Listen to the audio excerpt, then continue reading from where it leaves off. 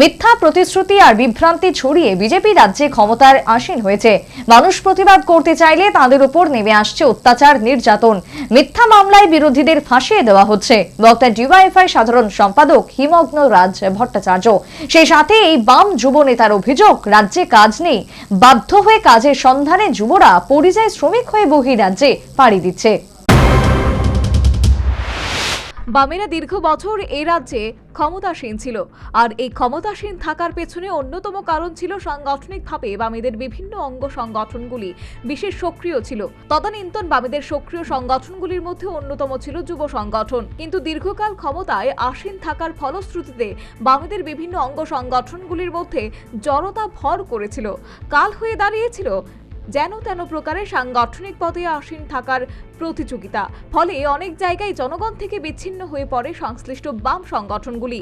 পরিণামে 2018 সালে রাজ্য ক্ষমতা হারাতে হয় বামেদের। ক্ষমতা হারানোর পর 2023-এ ক্ষমতায় ফিরে আসার প্রাণপণ চেষ্টা করেছিল, কিন্তু বিজেপির চতুর রণনীতির কাছে ফের পরাভূত হতে হয় বামেদের। সে যাই হোক, বর্তমানে বামেরা তাদের হারানো রাজনৈতিক জমি ফিরে পেতে মরিয়া প্রয়াস শুরু করেছে।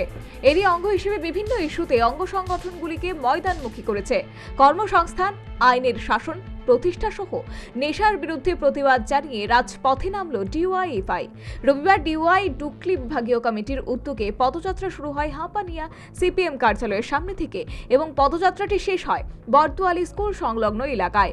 এদিনের এই পদযাত্রায় ডিওয়াইএফআই সর্বভারতীয় সাধারণ সম্পাদক হিমগ্ন রাজ ভট্টাচার্য, ডিওয়াইএফআই রাজ্য সম্পাদক নবারুণ দেব, রাজ্য সভাপতি পলাশ ভৌমিক সহ নেতাকর্মী সমর্থকরা পা মেলায়।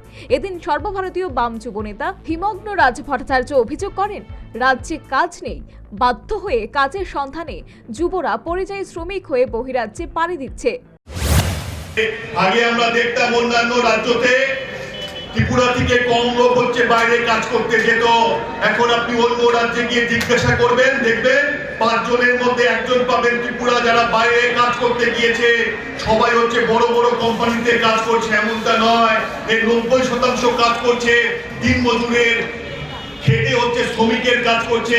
কোনো হোটেলে, কোনো দোকানে, কোনো রেস্টুরেন্টে, রাস্তা তৈরির কাজ, বীজ তৈরির কাজ, এসবে তাদেরকে যুক্ত হতে হচ্ছে।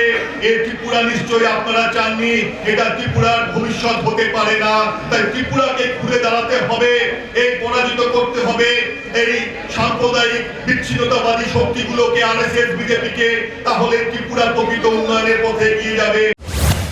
সেই সাথে এই বাম যুব নেতার অভিযোগ, মিথ্যা প্রতিশ্রুতি আর বিভ্রান্তি ছড়িয়ে রাজ্যে বিজেপি ক্ষমতায় এসেছে। মানুষ প্রতিবাদ করতে চাইলে তাদের উপর নেমে আসছে অত্যাচার, নির্যাতন।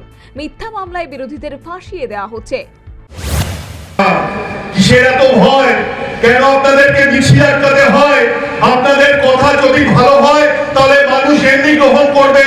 কেন আপনাদেরকে রাতের অন্ধকারে গিয়ে বাড়ি ভাঙচুর করতে হয়? কেন খুন করতে হয়? কেন আপনাদেরকে পুলিশ দিয়ে, মিথ্যা মামলা দিয়ে জেলে পুরতে হয়? কেন আপনাদেরকে জরিমানা আদায় করতে হয়?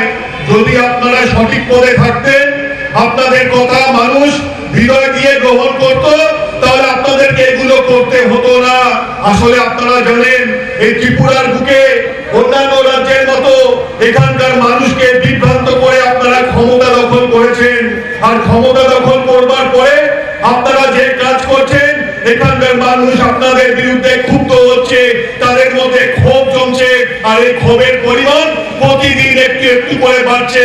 ত্রিপুরার মানুষ আবার তৈরি হয়েছে ত্রিপুরাকে বামপন্থীদের নেতৃত্বে আরেকটা নতুন সকাল নিয়ে এসে এগিয়ে নিয়ে যাবার শপথ গ্রহণ করছে।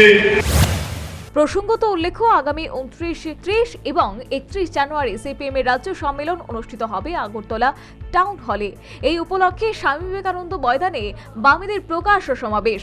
রাজনৈতিক বিশ্লেষকদের অভিমত, রাজ্য সম্মেলনকে সামনে রেখেই সিপিএম তার অঙ্গ সংগঠনগুলিকে ময়দানমুখী করেছে। সে যাই হোক, পাহাড়ে এডিসির ভিলেজ কমিটি এবং সমতলে পুর নিগম সহ বিভিন্ন পুরসভা ও নগর পঞ্চায়েত নির্বাচন দরজায় করা নাড়ছে। আর তাই একাধিক কর্মসূচি হাতে নিয়ে মাঠ দখল করার রণকৌশল হাতে নিয়েছে বামেরা। Bureau report, news vanguard.